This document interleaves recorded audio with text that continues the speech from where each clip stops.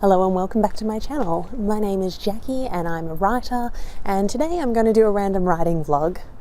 So it is the 18th of May and I think today is going to be a good day. Reason one is because gym's just opened in Estonia, so it's now just almost 7 a.m. and I'm heading to my local gym to get a workout before the workday begins.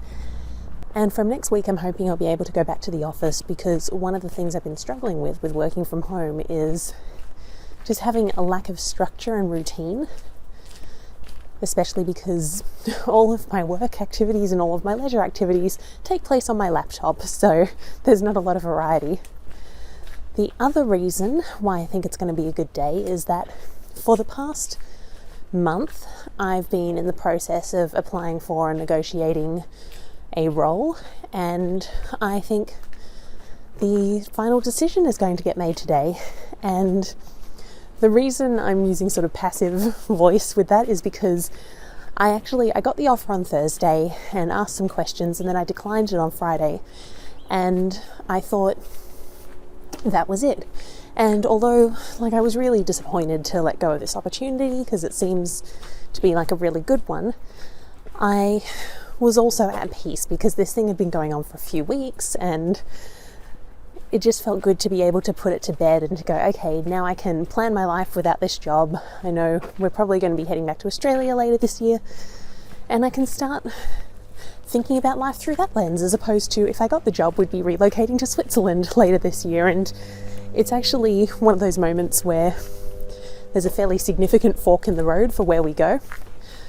So I thought it was all done when I sent the thank you, but I need to reject this offer. And then I got an email from the CEO saying, I heard we've made you an offer. Just want to remind you that the package does include this bonus twice a year. And the reason I declined it was because the salary wasn't high enough.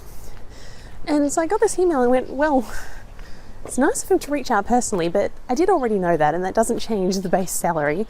And I was in the middle of drafting my reply to him when HR got back to me and said, oh, we can offer you some extra. Which was kind of weird because I'd already asked whether there was any wiggle room and they said no. So it's just strange to be in the position where it took me rejecting the job offer to get offered more. And honestly, it's still nowhere near what I was hoping. But I just went back to them. So she said they could offer an extra 5%, and I went back and said, look, if you can make it an extra 10%, I'll accept. But that was late Friday afternoon, so I haven't heard back yet. So now it's Monday. I'm hoping I hear back one way or the other. At this point, even though objectively speaking it is a great opportunity, at this point I just hate being in limbo, and I just want to know one way or the other. So regardless of what the outcome is, as long as I get an outcome today, it's going to be a good day. And now I am almost at the gym, so I will check back in later. It's now 8:45. Obviously I'm back home. My workout was surprisingly challenging, but also surprisingly good. I suppose I shouldn't be surprised that after 2 months of doing nothing, my muscles could not handle as much, and I found that I was getting fatigued really quickly. Having said that though, I feel really good after it. And one of the most interesting observations about how I feel is that my good feelings are in relation to this job that's come up. From the last interview until now, which has been about a week and a half, I didn't know if it was actually going to happen because as an Australian citizen living in Europe, residence permits are a little bit complicated, and they are more so now because of coronavirus and travel restrictions. So we had a good week of talking about options and whether I could start working in Estonia and then later relocate to Switzerland. So it's sort of been in limbo for a while. I knew I was going to get an offer, but there was over a week between the last interview and when the offer came through because of that complexity, which I understand because obviously they don't want to have to make an offer and then rescind it because it's not possible to do anything. So I was already not in the best place about the role, because when I have the interviews and I'm actively talking about it, I feel really excited. But then when I'm left to my own devices and start waiting and thinking, I start to get less enthusiastic. And I think part of it was just being in limbo and not liking being in limbo. And that's why, even though it was really disappointing to turn it down on Friday, there was also this sense of relief, oh, I'm gutted, but at least I can plan the future now. And then they came back to me and it was all open again, and that closure I had, I'd lost. And so on Friday and the weekend, I was feeling really anxious and also questioning whether I'd done the right thing, because they said they had a budget for the role. I said I had an expected salary. Obviously, those two didn't line up, hence the offer being lower than what I'd hoped. And they said there was no wiggle room. So I said, okay, well then I'll have to decline. Then they came back and said, we might be able to do an extra 5%. And when I got that email, I was at the point where I thought there are three options. One is I still say, nope, I've made my decision, we're done. Two is I say I'll think about it. And then three was go back with a counter offer. And I ended up going back asking whether we could do an extra 10%. And there were a couple of reasons for that. One is because if I said I was going to think about the 5%, then I didn't feel like I'd have the option to go back and ask for more. Two is that because I'd already turned down the role, I sort of felt like I didn't have the role anyway, so I wasn't losing anything by asking for more. But of course it was the end of the day, haven't heard back, and that meant I was stressing, thinking, oh my God, what if they think, I'm greedy or entitled or all of this crap. And how I feel after the workout is actually that it doesn't matter either way, because the truth is that my priority is my writing and becoming a better writer. And that's why last year I decided to sell my business, because that had been taking up a lot of mental space. And because writing is my priority, it doesn't matter if I get this job or if I get another job or if I go home, because regardless of what path my career takes, that is just a source of income. My priority is my writing, and yes, it would be nice to have the source of income be a high-paying one. It would be nice for it to be something that's challenging with great people. But the truth is, in the big scheme of things, it doesn't matter that much. So I sort of feel free, and I already knew that whenever the response comes through today, I knew that I'd feel better just knowing what was happening next. But now I actually feel really good about both options. So that's good. Who knew that working out makes you feel better? And obviously, I know that exercise makes you feel better. I know it releases endorphins. I've experienced that over the last, year and a half or so that I've been going to the gym. I didn't realize how big a difference not going for the last 2 months had made. So, feeling good. Now, today, if I look at my work calendar, I've got a few things on. I have 2 one-on-ones with my team, and I believe I've got an interview with someone we're considering recruiting. We're looking for a new position for my team. There's also a webinar this afternoon, which I'm not running, but I'm the person in charge of clicking the start button on Mondays. So a few different meetings. There's this potential email with an offer or no, we're sick of you coming through. I have actually already written today. I did my writing before I turned on the camera just because I was in the mood to write and I thought it was better to get the writing done than it was to get the vlogging done. But I think I will try and write again later today, depending on how I feel after this job stuff gets worked out. And even if I don't end up doing more writing, I'm at this stage in my book where I feel like I've put so much thought into it over the past few weeks, it's holding me back. So I'll also touch base about that.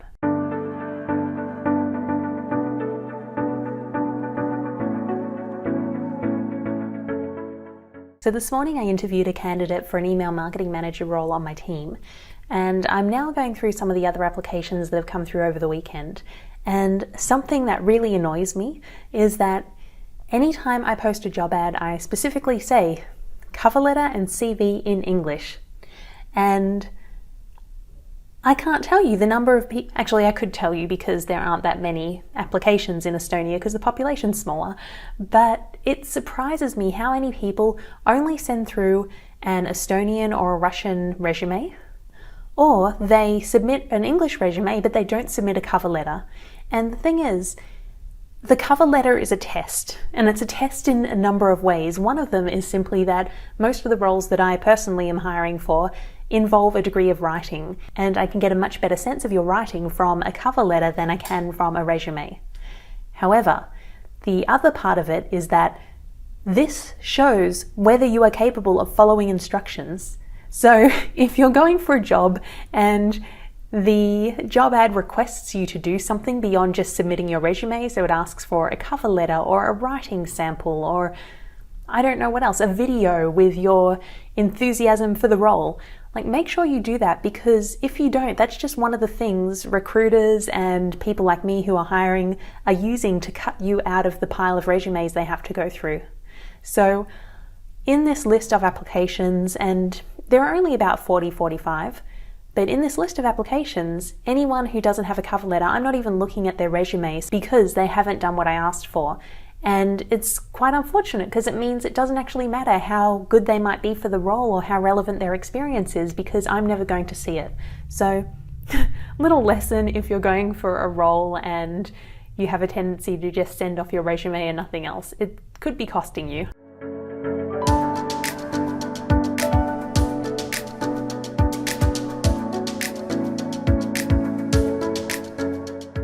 It is lunchtime and I'm going for a walk in my local forest because Estonia has those, and I still haven't heard back about the job, which is really, I don't know, it's strange. Like, I still feel like I did when I recorded earlier. I still feel good. I still feel like both of my options are good options and my writing's a priority, so it doesn't really matter what happens. I would still like closure though, and of course, because I put that aside, I've given myself something else to worry about, because anxiety. And now I keep thinking, oh my God, what if they don't like me anymore? What if they thought my last email was rude? What if I was too blunt? What if? So trying not to think about that. And I'm also, until I have an actual update, I'm not going to mention this again, because this is turning into a hiring and getting hired vlog rather than a writing vlog. So when it comes to writing, May hasn't been that productive for me, mostly because of this job and the interview process. And I think one of the problems that created was I didn't have the time to write or the energy to write, but I kept thinking about the book. And when I was trying to think about what to write next, I started thinking about giving some of the minor characters more backstory. And one of the things I did was I decided to start giving a backstory for how Cecily, the protagonist, and Catherine, the first woman she became obsessed with, how they met and how it turned into Catherine being Cecily's captive. So I wrote this stuff, and now that it's written, I feel like it should go in the book somewhere, because if it doesn't, then what was the point in writing it? But it doesn't fit anywhere. And I've been really struggling with how to shoehorn it in, even though it doesn't work. And I actually ran into this problem with a project I picked up again last year after letting it sit for, I think, 10 years since I'd been at uni, basically. And what happened with that, it was quite similar. Like, I'd put so much thought into the characters and the world that I couldn't figure out how to put it all together. And what I noticed when I reread Powerless the other week was that that wasn't a problem there.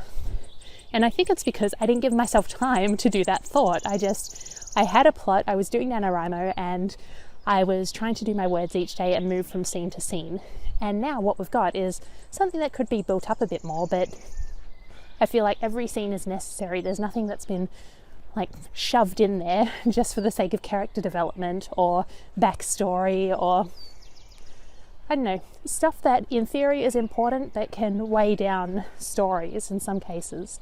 And I feel like that's what's happening with reciprocal stalking now. So one of the things I've decided to do is to stop thinking so much, even when there are sections where I'm not entirely sure what should be happening, and just attempt to keep writing the next thing and then the next thing, and then hopefully when I get to the end I'll also have something that's tight, that the bones of it work at least, that does need to be fleshed out, but it's not just a whole lot of scenes that I wrote when I was trying to think of stuff to write that somehow need to be stitched together and it doesn't work.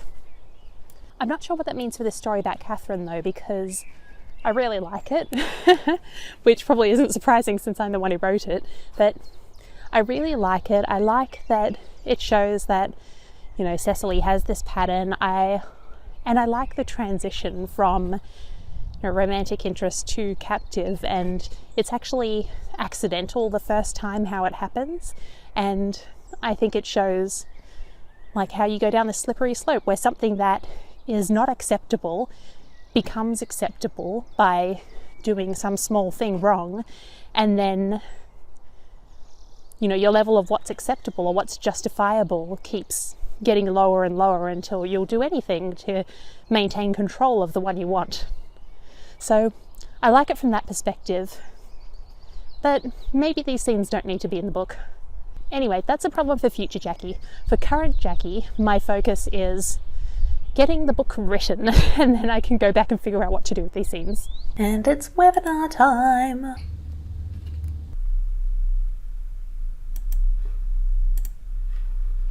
Hey Paul!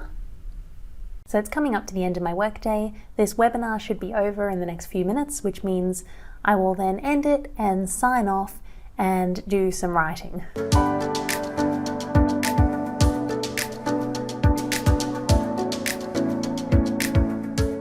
So, writing done. It's been about 50 minutes and I've written for about 40 minutes of that time, and I wrote 564 words. So if I add that to this morning's session, which was 539 words, that means about 1100 for today.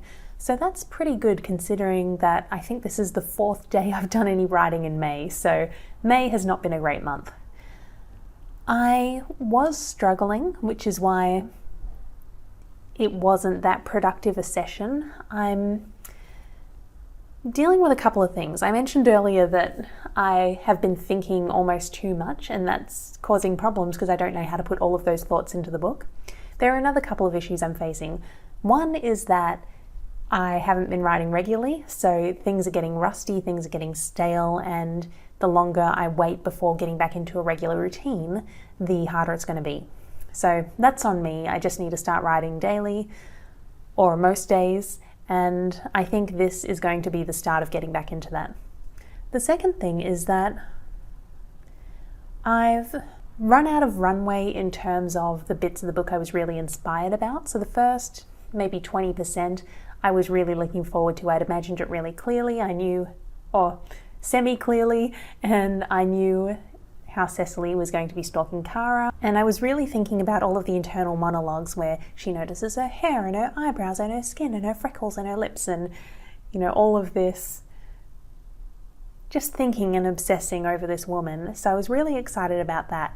And even though, if you watched my April vlogs, it was a little bit of a struggle to get through that, I still got to the point where they officially meet for the first time and really liked that interaction and thought that the book was, for the most part, structured well until then. And after that point is when I really started running into trouble, and that was about mid-April. So from the middle of Camp Nanowrimo, I was struggling with my camp project. And I think part of it is that there's this momentum and build up to that first meeting, and now that's fizzled out because it's happened. And I think I need to think about what the next milestone is in the book that we can start working towards. Because at the moment I have a list of events that should happen, but one, they're vague because I've realized that when it comes to plotting, I think I'm done and I'm not, because I have a tendency to write a one-line description of a scene and don't actually figure out what's happening in the scene. So for example, what I'm up to is when Cecily and Cara meet up for the first time. What do they do? I don't know. How does it end? I don't know. Is there chemistry? Is it a date or is it just as friends? I have no idea. So this is a problem, and I'm getting up to this part of the book where basically all of the scenes are like that. Like I know, okay, there should be a meeting here. The friend should interrupt at this point. This is when she needs to off the ex-boyfriend. But I don't really know much more than that. So I think I just need to do some more planning. In fact, I need to plan their first date. Other than that, there are no updates on the job situation. At least I don't think so. I'm going to check my email now to see if anything's come in the last few minutes. Nope, no updates. I don't know what to think about that. I don't know if it means they've decided they're not interested and they're just not going to let me know, or if they're still having internal discussions about whether to make it work or whether to make me a counteroffer. Yeah, those are the only two options I can really see. I think if they decided it's not going to work and I never hear from them, that's not ideal on their part, just considering how much time and effort both they and I have put into this process. I mean, I've had 5? I've had 3 interviews and then 2 additional conversations with HR. I did 5 assignments, and they obviously had 4 different people at the company interviewing me. They reviewed those assignments. They spent a long time trying to figure out how residence permits would work. So on both sides, we've invested a lot of time and energy into this. So I don't think they'd just go, let's leave it and not say anything. Like, I think they would at least send me an email going, look, we can't match that offer. Unfortunately, it's not going to work. It just feels odd to be getting to the end of the day and to still not have closure on this. But we'll see. And if I do have some sort of conclusion to this drama before the video goes up, editing Jackie will let you know what happened, because that has been a greater focus of this video than the writing has. Future Jackie here. It is the next day and I got the job. So they actually emailed me this morning and agreed to the extra 10%. And yeah, I'm super excited about it. So what's interesting is how excited I was to get the email. And it's funny because salary can seem like such a superficial thing, and it's not the most important thing, but it is a factor. And when I got the offer last Thursday, I sort of went, like my heart sank a little bit, because I'm like, oh, that's the value they put on me and my experience. And I know I can get more elsewhere, but I really like this company. But, it's just a little disappointing to see that. And I don't know if I mentioned earlier, but there was one figure for Switzerland, and then there was actually a lower figure for when I was in Estonia, because at their end, the cost is still the same, but there's a higher percentage cost to employers here than there is over there. So that meant the salary I was getting paid was lower again. So it was like I was hit once when I saw the first number, then I opened the contract and got this other hit when I saw the second number and just went, no, I can't like chop 30% off my value like this. So I'm really happy they got back to me. From here, I'm going to be starting the role in July, I think, and we'll work in Estonia for the first couple of months until Switzerland opens up visa applications and residence permits again. And then once that happens, we will relocate. So I will probably give you another update then. So I hope you enjoyed this mess of a vlog. Let me know if you'd like more videos like this, because I've only really done writing vloggy type videos as part of NaNoWrimo, and they are generally weekly vlogs, which means there's more touching base throughout the week and it's more writing focused. So I'm not sure if the one-day format works. So let me know. If you think it works, please give me a big thumbs up. Let me know in the comments, and I will see you next time. Bye.